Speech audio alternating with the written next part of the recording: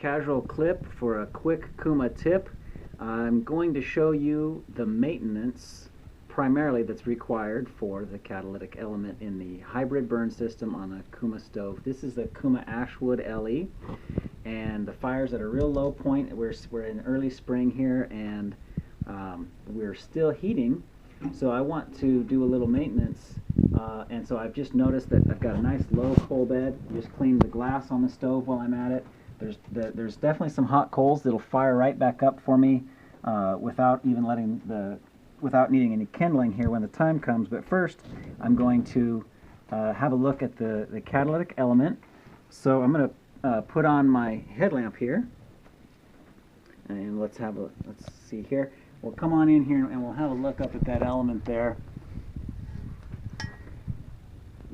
You can't see it real well yet because the shield's still in place, but there's getting to be a little bit of fly ash. So this is this has been several months of burning, so it's not like any kind of frequent. This is several months of heavy burning, and I'm going to show you how to do this without any tools, other than perhaps I definitely would recommend some gloves. So I'm going to put on some leather gloves here. And you don't even have to have the cool headlamp to do this properly. But so I'm going to reach in and with my gloves, and on the side of this shield, I'm going to easily take it, and I'm just going to pull it straight back towards me. These two tabs are how it sets in place. So I'm going to just go like this and scooch it forward and down, and just let it rest right here on the ash lip of the stove. And then let's have another look up in there.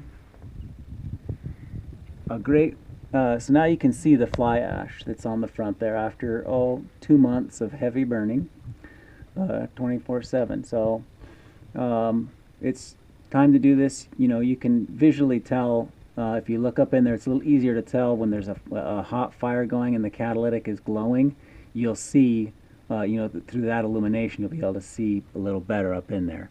So now a paintbrush is the perfect tool. But if you don't have a paintbrush handy, I thought, everybody should have a paintbrush available, easily enough to acquire. But if you don't have one handy, everybody does have a paper towel.